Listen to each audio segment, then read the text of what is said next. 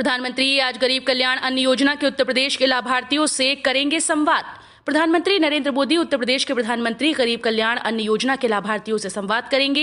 ये जानकारी प्रधानमंत्री कार्यालय ने बुधवार को दी। वीडियो कॉन्फ्रेंस से आयोजित इस कार्यक्रम में उत्तर प्रदेश के मुख्यमंत्री योगी आदित्यनाथ भी उपस्थित रहेंगे। उल्लेखनीय है कि उत्तर प्रदेश आज 5 अगस्त को प्रधानमंत्री गरीब कल्याण योजना दिवस मना रहा है। इस अवसर पर पूरे राज्य में बड़े पैमाने पर जागरूकता कार्यक्रम चलाया जाएगा ताकि ये सुनिश्चित हो सके कि योजना का लाभ उठाने में कोई लाभार्थी पीछे न छूटे। अब बेसहारा महिलाओं को 2000 रुपए देने की तैयारी कर रही योगी सरकार। उत्तर प्रदेश में कोरोना जैसी महामारी से प्रभावित लोगों की मदद के लिए उत्तर प्रदेश की योगी आदित्यनाथ सरकार अपनी तरफ से हर संभव कोशिश कर रही है। प्रदेश सरकार अनाथ हुए बच्चों को मदद करने की घोषणा के बाद अब बेसहारा महिलाओं का सहारा बनने जा रही है। सरकार ने कोरोना के दौर में बेसहारा हुई महिलाओं की आर्थिक मदद के लिए एक नई योजना बनाने जा रही है। जल्द ही इसे योगी कैबिनेट में मंजूरी मिलने की उम्मीद है। यूपी सरकार जल को बनाएगी आजीविका का साधन, 30,000 लोगों को मिलेगा रोजगार। उत्तर प्रदेश सरकार ग्रामीण इलाकों में जल को लोगों की आजीविका से जोड़ने जा रही है। इसके तहत अब हर घर नल योजना के जरिए ग्रामीण इलाकों में रोजगार के बड़े अवसर उपलब्ध कराने की तैयारी है। जलापूर्ति व्यवस्था के संचालन के लिए प्रदेश भर में 30,000 से ज्यादा संविदा सहायक भर्ती किए जाएंगे। सरकार द्वारा खींचे गए खाके के अनुसार योजना के तहत शुद्ध और स्वच्छ जलापूर्ति के लिए वाटर ट्रीटमेंट प्लांट बनाए जाएंगे। यूपी में प्रधानमंत्री जन विकास कार्यालय के अंतर्गत 64 पेयजल परियोजनाओं की स्थापना, 4 कॉलेजेस का निर्माण। उत्तर प्रदेश सरकार में अल्पसंख्यक कल्याण विभाग के माध्यम से प्रधानमंत्री जन विकास कार्यक्रम को प्रभावी रूप से क्रियान्वित किया जा रहा है। प्रधानमंत्री जन विकास कार्यक्रम के अंतर्गत शिक्षण सुविधाओं का सृजन, ITI भवनों का निर्माण, पेयजल परियोजनाओं की स्थापना, नवीन परियोजनाओं के क्रियान्वयन के साथ ही यूनानी मेडिकल कॉलेज की स्थापना के कार्य कराए जा रहे हैं। सीएम योगी ने दिए निर्देश, मरीज की मौत पर परिजनों को ना हो मृत्यु प्रमाण पत्र मिलने में समस्या। मुख्यमंत्री ने कहा कि मृतक के परिजनों को मृत्यु प्रमाण पत्र के लिए किसी तरह की कठिनाई नहीं होनी चाहिए, इसके लिए पुख्ता व्यवस्था बनाई जाए। मुख्यमंत्री ने कहा कि राज्य सरकार की प्रभावी रणनीति और निरंतर प्रयासों से प्रदेश में कोविड संक्रमण की स्थिति नियंत्रित में है, इसीलिए बचाव की पुख्ता रणनीति बनाई जाए। यूपी की सभी ग्राम पंचायतों में लागू होगा सिटीजन चार्टर। गांव का विकास कराने के साथ ही ग्राम पंचायतें जन सुविधाओं के प्रति भी जवाबदेह होंगी। उत्तर प्रदेश की योगी सरकार सभी 58,189 ग्राम पंचायतों में सिटीजन चार्टर लागू करने जा रही है। इसमें संबंधित सुविधा का समयबद्ध निस्तारण हो सकेगा। शासन ने मॉडल सिटीजन चार्टर जारी कर दिया है। ग्राम पंचायतों को इसमें कुछ सुविधाओं का चयन करके 15 अगस्त तक लागू करना होगा। यूपी में रोजगार भी उपलब्ध कराएंगे प्राइमरी स्कूल, गांव के प्रवासी श्रमिकों को मिलेगा मौका। प्रदेश के प्राथमिक स्कूल्स में बच्चों की पढ़ाई के साथ ही श्रमिकों की कमाई भी हो सकेगी। वजह ऑपरेशन कायाकल्प के तहत प्राइमरी स्कूल्स में स्मार्ट क्लास के साथ किचन वाटिका भी तैयार की जाएगी। वहां आवारा जानवरों व बाहरी लोगों के प्रवेश रोकने के लिए चहारदीवारी और खेल का मैदान भी बनेगा। वाटिका व चहारदीवारी निर्माण के लिए मनरेगा के तहत प्रवासी श्रमिकों को रोजगार मिलेगा। ITI में 1.5 लाख सीट्स घटाने का फैसला, निजी संस्थानों में भी तीसरी पाली बंद। यूपी बोर्ड और CBSE बोर्ड की तर्ज पर प्रमोट होने का सपना देख रहे ITI के करीब 5 लाख विद्यार्थियों की परीक्षा की घोषणा के बाद अब 1.5 लाख सीट्स को कम करके महानिदेशक प्रशिक्षण और सेवा योजन ने ITI में प्रवेश लेने वाले विद्यार्थियों की मुसीबत बढ़ा दी है। महानिदेशक प्रशिक्षण और सेवा योजन की बीते दिनों हुई बैठक के बाद ये निर्णय लिया गया। योगी मॉडल का असर, यूपी में दिनों दिन कम हो रहा कोरोना संक्रमण, नए केस और पॉजिटिविटी दर में गिरावट। उत्तर प्रदेश में कोरोना की दूसरी लहर अब कमजोर पड़ चुकी है। योगी मॉडल तहत यूपी में रोजाना हर दिन एक जहां टेस्टिंग में नया रिकॉर्ड बनाया जा रहा है, वहीं पॉजिटिव आने वाले सैंपल्स में कमी हो रही है। वर्तमान में प्रदेश में एक्टिव कोविड केस की संख्या 672 है। वहीं सर्वाधिक आबादी वाले यूपी ने अपने से आधी आबादी वाले प्रदेशों की तुलना में कोरोना संक्रमण पर तेजी से लगाम लगाई है। अब भूमाफियाओं की खैर नहीं, LGA प्लान बनाकर करेगी कार्रवाई। LGA उपाध्यक्ष अक्षय त्रिपाठी ने भूमाफियाओं के खिलाफ कार्य योजना बनाकर कार्रवाई करने का निर्देश दिया है। उपाध्यक्ष ने प्रवर्तन विभाग के अधिकारियों और अभियंताओं को भूमाफियाओं की ओर से कब्जा की गई भूमि की 3 कैटेगरी बनाने को कहा। पहली कैटेगरी में प्राधिकरण की नियोजित भूमि जिसका लेआउट भी स्वीकृत है रखा जाएगा। दूसरी कैटेगरी में प्राधिकरण की अधिकृत भूमि जिसका अभी लेआउट अस्वीकृत है, तथा तीसरी कैटेगरी में स्वीकृत लेआउट में फ्यूचर प्लान के लिए रखी गई भूमि को रखने का निर्देश दिया है। मुख्यमंत्री योगी ने गोरखपुर में अधिकारियों के साथ की समीक्षा बैठक, बोले निर्माण कार्यों में तेजी लाएं। मुख्यमंत्री योगी आदित्यनाथ ने निर्माण कार्यों को समयबद्ध ढंग से पूर्ण कराते हुए उसकी गुणवत्ता पर विशेष ध्यान देने के लिए कहा। उन्होंने एम्स निर्माण कार्यों के लिए अधिकारियों को मैन पावर बढ़ाकर अक्टूबर माह तक 100% पूर्ण कर लेने के निर्देश दिए। साथ ही सितंबर माह तक जंगल कौड़िया में निर्माणाधीन महाविद्यालय के कार्य को पूर्ण कराने के निर्देश दिए ताकि समय से उसका लोकार्पण कराया जा सके। राष्ट्रीय पारिवारिक योजना का फर्जीवाड़ा रोकेगी योगी सरकार, ऑनलाइन सॉफ्टवेयर में बदलाव करने की तैयारी। राष्ट्रीय पारिवारिक लाभ योजना में पिछले दिनों लखनऊ व कानपुर में हुई नमूना जांच में बड़ी संख्या में फर्जीवाड़ा सामने आने के बाद सरकार अब इसमें बदलाव करने जा रही है। अपात्रों के हाथों में योजना का लाभ न जाने देने के लिए सॉफ्टवेयर में बदलाव किया जा रहा है। राष्ट्रीय पारिवारिक लाभ योजना में पिछले दिनों लखनऊ व कानपुर में हुई नमूना जांच में बड़ी संख्या में फर्जीवाड़ा सामने आने के बाद प्रदेश सरकार अब इसमें अहम बदलाव करने जा रही है।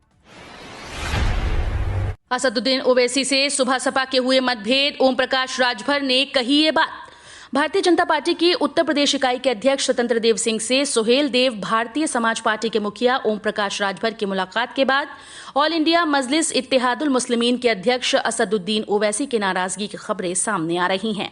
ऐसे में सुहेल देव भारतीय जनता पार्टी प्रमुख ओम प्रकाश राजभर ने बुधवार को मीडिया से बातचीत में इस बात का दावा किया कि ओवैसी की पार्टी अब भी उनके भागीदारी संकल्प मोर्चा का हिस्सा है। कोरोना महामारी के बीच आत्मनिर्भर भारत योजना के प्रचार के लिए योगी सरकार ने खर्च किए 115 करोड़। उत्तर प्रदेश की योगी आदित्यनाथ सरकार ने अप्रैल 2020 से मार्च 2021 के बीच टीवी न्यूज चैनल्स को 160 करोड़ रुपए का विज्ञापन दिया। ये वो समय था जब कोरोना महामारी से लोग बेहाल थे। कोरोना के इलाज को लेकर कई तरह की अफवाह फैलाई जा रही थी, लेकिन सूचना के अधिकार के तहत हासिल आंकड़ों से पता चलता है कि इस दौरान सरकार ने केवल 6.3 करोड़ रुपए कोरोना से जुड़े विज्ञापनों पर खर्च किए। क्या तय समय पर नहीं हो पाएगी यूपी लेखपाल भर्ती परीक्षा? उत्तर प्रदेश अधीनस्थ सेवा चयन आयोग लेखपाल के 8,000 से अधिक पदों की भर्ती कराने जा रहा है। यूपी एसएसएससी द्वारा जारी एग्जाम कैलेंडर के मुताबिक परीक्षा नवंबर में हो सकती है, लेकिन अभी तक यूपी एसएसएससी ने इस बात को लेकर कोई जानकारी नहीं दी है कि लेखपाल भर्ती की आवेदन प्रक्रिया कब शुरू होगी। ऐसे में कई अभ्यर्थी इस बात को लेकर चिंतित हैं कि क्या यूपी लेखपाल भर्ती परीक्षा तय समय पर हो पाएगी। बसपा सुप्रीमो मायावती की मांग, दोषियों के खिलाफ तुरंत कार्रवाई करें। बसपा सुप्रीमो मायावती ने दिल्ली कैंट के नांगल गांव में एक 9 वर्ष की लड़की के सामूहिक दुष्कर्म और हत्या के मामले में दोषियों पर सख्त कार्रवाई की मांग की। उन्होंने कहा कि घटना अति दुखद और शर्मनाक है। उन्होंने ट्वीट कर कहा कि दिल्ली कैंट के नांगल गांव में 9 वर्षीय दलित लड़की की दुष्कर्म के बाद नृशंस हत्या व फिर उसके शव को जला देने की घटना अति दुखद और शर्मनाक है। कोऑपरेटिव बैंक के कर्मचारियों को बोनस, एक्स ग्रेसिया और वेतन वृद्धि का तोहफा, संचालक मंडल की बैठक में फैसला। यूपी कोऑपरेटिव बैंक संचालक मंडल की बैठक में 2020-21 के बैंक के बैलेंस शीट को अनुमोदित किया गया है। इसमें 23 अहम प्रस्ताव पास किए गए। बैंक के कर्मचारियों को खुश करने वाले कई फैसले हैं। बोनस, एक्स ग्रेसिया के साथ ही वेतन वृद्धि का लाभ कर्मचारियों को दिए जाने का फैसला हुआ है। मंगलवार को संचालक मंडल की बैठक बैंक के सभापति तेजबीर सिंह की अध्यक्षता में हुई। रबी फसल की बुआई से पहले बीज पर मिलेगी 50% सब्सिडी। गेहूं, चना, मटर, मसूर, राई, सरसों और तीसी के प्रमाणित और आधार बीज पर अलग अलग अनुदान दिया जाएगा। 10 वर्ष से कम अवधि वाले बीज पर 50% और 10 वर्ष से ज्यादा अवधि वाले बीज पर 15 रुपए की सब्सिडी दी जाएगी। खरीफ फसल की बुआई का काम लगभग हो चुका है या कुछ बहुत बचा है। इसकी खेती की चिंता से किसान बाहर निकल चुके हैं। अब किसान रबी फसल की बुआई के बारे में सोच रहे हैं, क्योंकि सितंबर के अंतिम सप्ताह और अक्टूबर के पहले सप्ताह से रबी फसलों की बुआई शुरू हो जाएगी। हाईटेक नोएडा में दुकान और शोरूम खोलने का सुनहरा अवसर, बैंक भी आसानी से देगा लोन, जानिए आवेदन की अंतिम तिथि। हाईटेक सिटी नोएडा में जहां देसी विदेशी कंपनीज को जमीन आवंटित कर कई बड़े प्रोजेक्ट लगा रहे हैं, वहीं नोएडा अथॉरिटी ने शहर में दुकान या शोरूम खोलने वालों को सुनहरा अवसर दिया है। नवीन ओखला औद्योगिक विकास प्राधिकरण ने शहर में 21 स्थानों पर दुकान या फिर शोरूम खोलने के लिए कमर्शियल प्लॉट स्कीम के तहत जमीन आवंटन की योजना लॉन्च की। कमर्शियल प्लॉट की आवेदन प्रक्रिया शुरू कर दी गई है। सरसों कच्ची घानी तेल 2,725 रुपए प्रति टिन पर, चना कांटा तुअर में गिरावट। विदेशों में मिले जुले रुख के बीच दिल्ली तेल तिलहन बाजार में सरसों दाना सहित अधिकतर तेल तिलहनों के भाव लाभ दर्शाते बंद हुए, जबकि मूंगफली, सरसों, पक्की और कच्ची घानी, सोयाबीन तेल तिलहन और मक्का खल के भाव पूर्व स्तर पर बने रहे। मांग कमजोर होने से मूंगफली, गुजरात और साल्वेंट रिफाइंड के भाव नुकसान के साथ बंद हुए।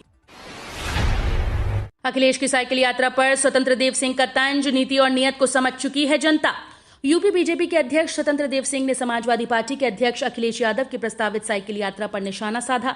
स्वतंत्र देव सिंह ने तंज कसते हुए कहा कि सपा अब चाहे साइकिल यात्रा निकाले या पैदल यात्रा, जनता उनकी नीति, नियत और इरादों को ठीक तरह से समझ चुकी है। एटीएम से रोज निकाल सकते हैं 1.5 लाख, जमा पैसे पर एफडी से ज्यादा ब्याज और मुफ्त में लें 25 लाख का इंश्योरेंस। इस स्कीम के अंतर्गत अकाउंट होल्डर, उसकी पत्नी या पति और 2 बच्चों को 25 लाख रुपए का टॉप अप हेल्थ इंश्योरेंस दिया जा रहा है।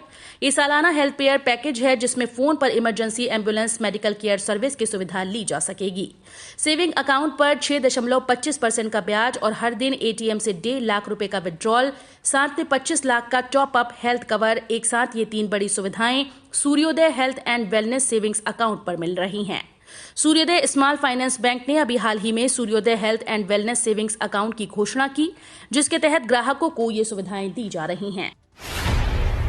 सीबीडीटी ने इनकम टैक्स रिटर्न की डेडलाइन फिर बढ़ाई, जानिए क्या है नई तारीख। Central board of direct taxes ने इनकम टैक्स एक्ट के तहत आने वाले कुछ फॉर्म को भरने की डेडलाइन एक बार फिर से बढ़ा दी। सीबीडीटी ने देखा कि टैक्स पेयर्स और दूसरे स्टेक होल्डर्स को इन फॉर्म्स को इलेक्ट्रॉनिक तरीके से भरने में दिक्कत आ रही है, इसलिए इन फॉर्म्स की डेडलाइन बढ़ाने का फैसला लिया गया। 30 जून 2021 को खत्म तिमाही के लिए किए गए रेमिटेंस के संबंध में ऑथराइज्ड डीलर की ओर से दिए जाने वाले फॉर्म संख्या 15 सीसी में तिमाही स्टेटमेंट को 15 जुलाई 2021 को या उससे पहले देना जरूरी होता है। अब इसकी डेडलाइन को बढ़ाकर 31 अगस्त कर दिया गया है। नोएडा में इन लोगों से छीने जाएंगे प्लॉट, निरस्त होगा आवंटन। नोएडा प्राधिकरण ने आवासीय प्लॉट्स को लेकर बड़ा फैसला लिया है। नोएडा में आवासीय प्लॉट के जिन बकायेदारों पर 40 लाख रुपए से ज्यादा का बकाया है और वो बार बार नोटिस दिए जाने के बाद भी रकम जमा नहीं कर रहे, तो उन्हें आवंटित हुए प्लॉट छीन लिए जाएंगे। उनके प्लॉट का आवंटन निरस्त कर दिया जाएगा। यूपी में चेकिंग की सख्ती, लखनऊ से 5 दिनों में 80% डग्गा मार बसें हुई गायब।